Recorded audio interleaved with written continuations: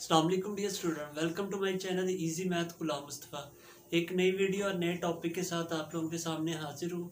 आज हम लोग एक्सरसाइज 8.2 को सॉल्व करेंगे। तो देखें इसमें सबसे पहले क्या कहा जा रहा है, sketch the graph of each of the following lines. हमें कुछ लाइंस दे दी जाएंगी और हमें कहा जाएगा इसका ग्राफ बनाएं। सबसे पहले तो देखें, हमने देखना जो लाइन दी गई है वो कौन सी लाइन है, लीनियर फॉर्म है। वो कैसे पता चला, वेरिएबल्स के ऊपर जो पावर्स हैं वो अगर एक हो तो वो लीनियर फॉर्म होती है। तो अब हम सबसे पहला काम ये करेंगे कि वैल्यू फाइंड करेंगे। जब भी आपने ग्राफ बनाना हो किसी भी लीनियर लाइन का, तो एक वेरिएबल लेफ्ट साइड पे और दूसरा वेरिएबल और बाकी तमाम कांस्टेंट राइट साइड पे हम ले आएंगे, तो ताकि एक डिपेंडेंट और एक इंडिपेंडेंट वेरिएबल हमें मिल जाए। देखिए सबसे पहले मैं y वाली टर्म लेफ्ट साइड पे रख लेता हूँ, बाकी तमाम टर्म्स को राइट साइड पे ले आता हूँ। 1 प्लस हो जाएगा राइट साइड पे और 3x राइट साइड पे जाके माइनस, और अगर यहाँ से y की हम वैल्यू निकालें तो 2 राइट साइड पे जाके डिवाइड होगा -2। अगर ये हम माइनस ख़त्म करना चाहते हैं तो ऊपर वाली टर्म्स के साइन चेंज करते हैं, यानी नेगेटिव टर्म पॉजिटिव और पॉजिटिव नेगेटिव हो जाएगी नीचे, ताकि पॉजिटिव जवाब आ जाए। अब हमारे पास एक ऐसी फॉर्म आ गई है जिसमें हमारे पास y लेफ्ट साइड पे और राइट साइड पे x आ गया। इससे हमें पता चल रहा है कि जो भी लेफ्ट साइड पे वेरिएबल होता है वो हमारा डिपेंडेंट वेरिएबल होता है और राइट साइड वाला वेरिएबल इंडिपेंडेंट वेरिएबल होता है। हमने जब ग्राफ बनाना होता है तो हम इंडिपेंडेंट वेरिएबल की कुछ वैल्यूज अपनी तरफ से फर्ज करते हैं और वो इसी इक्वेशन में पुट करके y की वैल्यूज निकालते हैं। हमें कुछ कोऑर्डिनेट्स मिल जाते हैं ऑर्डर्ड पेयर्स, उनकी वजह से फिर हम ग्राफ बनाएंगे। तो हम यही काम करते हैं इस क्वेश्चन में भी। हम अपनी तरफ से क्या करेंगे, x की कुछ वैल्यूज फर्ज कर लेंगे। तो आप कोशिश कीजिएगा कुछ नेगेटिव वैल्यूज ले लें, कुछ पॉजिटिव ले लें। तो मैं तमाम क्वेश्चन में -1, 0 और 1 कंसीडर कर लेता हूँ, क्योंकि ये इंडिपेंडेंट वेरिएबल है, इसकी कोई सी भी वैल्यू हो सकती है। अब आप 1 बाई 1 ये इसमें पुट करें। देखें सबसे पहले मैं -1 यहाँ अगर पुट करता हूँ, आप इसको रफ फॉर्मूल में भी सॉल्व कर सकते हैं। देखें इसके लिए हम रफ फॉर्मूल बना लेते हैं कि यहाँ पर अगर x की जगह -1 अगर हम पुट कर देते हैं तो क्या आंसर आ रहा है, ये -3 और -1 -4/2, ये -2 आ जाएगा। तो हम y का आंसर यहाँ लिख देंगे -2। उसके बाद हम क्या करेंगे, नेक्स्ट आपने अब x की जगह पर 0 पुट करना है। अगर मैं यहाँ x की जगह 0 पुट कर लेता हूँ तो हमारे पास देखें आंसर आ रहा है -1/2, जिसको अगर हम डिवाइड करके लिखें तो -0.5 वो यहाँ हम लिख सकते हैं। और लास्ट में हम जो थर्ड पॉइंट है वो कौन सा दिया गया है हमारे पास, यहाँ पर 1 अगर यहाँ मैं पुट कर देता हूँ 3 - 1 2/2, ये 1 ही आ जाएगा।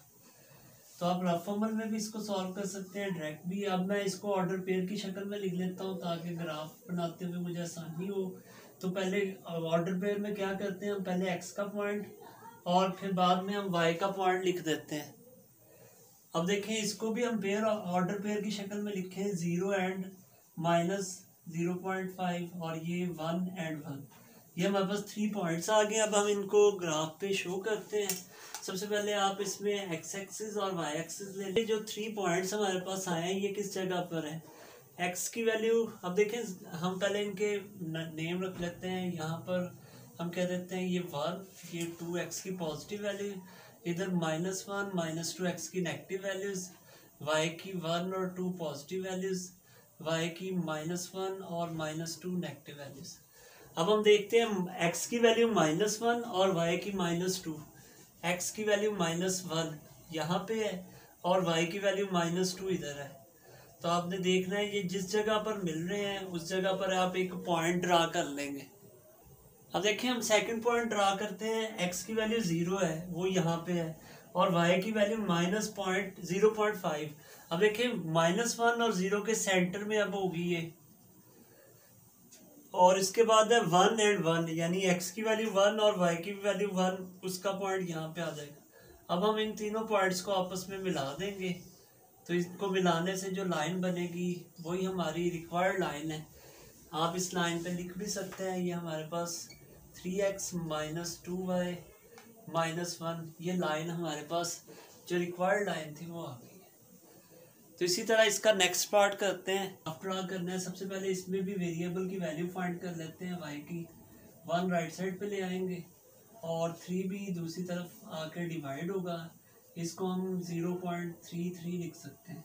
अब इसमें आप देख सकते हैं ये कुछ चेंज है क्या, कि इसमें राइट साइड पे कोई भी वेरिएबल नहीं आया। जब वेरिएबल ना आए तो आप लोगों ने पीछे पढ़ा हुआ है कि अगर y की वैल्यू किसी कांस्टेंट के इक्वल आ जाए तो ये बात हमेशा याद रखिएगा। तो ऐसी सूरत में जो हमारे पास लाइन होती है वो हमेशा पैरेलल होती है एक्स एक्सिस के, और अगर एक्सिस इक्वल टू ए यानी किसी कांस्टेंट के आए तो फिर वो वाई एक्सिस के पैरेलल होगी। तो अब यहाँ पर आपके पास देखें, अगर हमने इसका ग्राफ ड्रा करना है तो आप इसमें भी एक्स एक्सिस और वाई एक्सिस लेंगे। अब इसमें हमें टेबल बनाने की ज़रूरत नहीं है, क्योंकि हम पहले तो ये करते थे ना, एक्स की वैल्यूज फर्ज करते थे और वो पुट करते थे, लेकिन अब यहाँ पे तो एक्स वेरिएबल नहीं है तो वो पुट नहीं होगी। इसका डायरेक्ट ग्राफ ड्रा हो सकता है। वो कैसे, अब आपने देखें हमने यहाँ पर ये X positive, Y X negative, Y positive और वाई नेगेटिव। सबसे पहले तो हम देखेंगे, अगर फर्ज करें ये ओरिजिन है, यहाँ पर 1 है, तो आपको पता है 0 और 1 के सेंटर में 0.5 होगा। ये 0.5 से नीचे थोड़ा सा होगा, यानी 0.33 है ये। तो अब आपने जब लाइन ड्रा करनी है, अब हमने पढ़ लिया ये पैरेलल टू एक्स एक्सिस है, तो हम जो लाइन ड्रा करेंगे वो बिल्कुल जो एक्स एक्सिस हमने बनाई उसके बिल्कुल पैरेलल या आमने सामने इस तरह ड्रा हो जाएंगे। अगर यही ग्राफ अगर ऐसे होता है एक्स इज इक्वल टू ए, तो फिर ये हमने पैरेलल टू वाई एक्सिस करना था। फिर हमारे पास ग्राफ यानी आपके पास वैल्यू यहाँ आ जाती है और फिर ये ग्राफ इस तरह वाई एक्सिस के पैरेलल हो जाता है। आ जा रहा है draw the graph for following relation. अब हमें कुछ रिलेशंस दे दिए जाएंगे, हमने इनके ग्राफ बनाने हैं। तो इस क्वेश्चन में देखें ऑलरेडी हमारे पास यहाँ पर जो दो वेरिएबल्स फॉर्म में दिए गए हैं, एफ और सी दे दिए गए हैं, 1 यानी फारेनहाइट और सेल्सियस स्केल दिया गया है। इसमें देखें हमें पता है कि लेफ्ट साइड पे जो वेरिएबल होता है वो हमारे पास डिपेंडेंट और राइट साइड वाला इंडिपेंडेंट होता है। तो इसमें हमने सी की वैल्यूज अपनी तरफ से ओनली फर्ज करनी है। तो अब हम इसकी वैल्यूज हम रख लेते हैं, ये 0, 10, 20, कोई 3 वैल्यूज आप अपनी तरफ से फर्ज कर लें। अब इनको बारी बारी इसमें पुट करके देख लें। तो देखिए मैं ये रफ अमल में कर लेता हूँ। सबसे पहले हम इसमें सी की जगह पर 0 पुट करते हैं, तो देखें क्या आंसर आता है हमारे पास। 0 को इसके साथ मल्टीप्लाई करें, ये 0, ये 32 बनेगा, वो मैं यहाँ पे लिख देता हूँ। नेक्स्ट आपने सी की वैल्यू 10 पुट करनी है सी की जगह पर। देखिए अगर मैं इसमें 10 पुट करता हूँ और देखता हूँ इसका क्या आंसर आता है, तो इसको हम कैंसिल करते हैं। 2, 18, 18 और 32, ये हमारे पास 50 बन रहा है, तो यहाँ आप 50 लिख दें। और लास्ट में हमें जो दे दी गई है वैल्यू वो हमारे पास। अब देखें नेक्स्ट लास्ट वैल्यू जो है 20 है, वो हम अगर इसमें पुट कर देते हैं तो ये कैंसिल करें। 4, 36, ये बनेगा 36 और 32 को ऐड कर लें, तो ये हमारे पास 68 ये आ जाएगा। अब हम इन्हीं के मुताबिक ग्राफ ड्रा कर लेते हैं। देखें आप वाई एक्सिस और एक्स एक्सिस ले लें। अब क्योंकि देखें हमारे पास ये वैल्यूज़ काफ़ी बड़ी हैं, तो अब आप इंटरवल भी बड़ा रख लें। तो अब आप क्या करेंगे, एक्स एक्सिस पे अब ये याद रखिएगा जो हम लोगों ने सी लिया है वो क्या है, इंडिपेंडेंट वेरिएबल है, ये एक्स के इक्वल है, और जो डिपेंडेंट वेरिएबल है वाई के इक्वल है। यानी हमारे पास जो सी की वैल्यूज होंगी वो एक्स एक्सिस के ऊपर आएंगी। और इसमें क्योंकि सिर्फ पॉजिटिव वैल्यूज हैं तो राइट साइड पे नहीं, लेफ्ट साइड पे नहीं जाएंगी। और यहाँ पर हमारे पास वाई एक्सिस के ऊपर हमारे पास किसकी वैल्यूज आएंगी, एफ की वैल्यूज आएंगी। तो अब हम देखें यहाँ पर 0 और 10, 10 का डिफरेंस ले लेते हैं, 10, 20, और इधर भी आप 68 बड़ी सी बड़ी वैल्यू है, आप 10, 10 का डिफरेंस ले लें, 10, 20, 30, 40, 50, 60 एंड 70। इसको आप जितना मर्जी आगे बढ़ा सकते हैं। तो अब देखें, सबसे पहले हम 0 पर 32 लेते हैं। एक्स की वैल्यू 0 है और वाई एक्सिस की वैल्यू, अब हमने ये याद रखना है कि यहाँ पर हम फ़ारेनहाइट्स ले रहे हैं, यहाँ पे सेल्सियस स्केल ले रहे हैं। तो 0 पर 32 यानी 0 पर 32, अब देखें यहाँ 40 यहाँ 30, तो 30 से थोड़ा सा ऊपर ये पॉइंट आ जाएगा। अब 10 पर 50 यानी अगर सी की वैल्यू 10 है तो एफ की वैल्यू 50 होगी, तो यहाँ पर पॉइंट आ जाएगा। यहाँ से देखें 10 और इधर से 50। और नेक्स्ट है एक्स की वैल्यू यानी सी की वैल्यू 20 और वाई की 68 70 से थोड़ा सा नीचे होगी।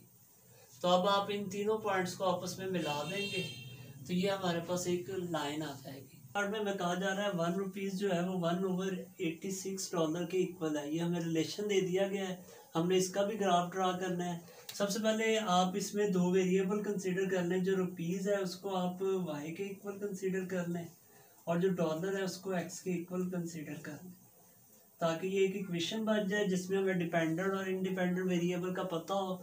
अब यहाँ पर देखें हमारे पास एक्स इंडिपेंडेंट वेरिएबल और वाई डिपेंडेंट वेरिएबल है, तो अब यहाँ पर आपने एक्स की वैल्यूज लेनी है।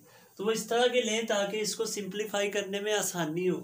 तो हम अपनी तरफ से यहाँ पर देखें, पहली वैल्यू 86 और दूसरी 172 ले लेते हैं। वो इसलिए मैंने ले ली है, जब हम इसको इसमें पुट करेंगे तो इसको सिंप्लीफाई करते हुए आसानी होगी। देखें, अगर हम पहले इसमें 86 पुट करते हैं इस इक्वेशन के अंदर, 1/86 एक्स की जगह अगर 86 पुट करेंगे तो ये इनको कैंसिल करके हमारे पास जवाब 1 आ जाता है। और सेकेंडली जब हम इसमें 172 पुट करेंगे तो इसको अगर हम कैंसिल करते हैं तो हमारे पास 2 आंसर आ जाएगा। तो ऐसी वैल्यूज आप एक्स की 2-3 फर्ज कर लें जिसको सिंप्लीफाई करना आसान है।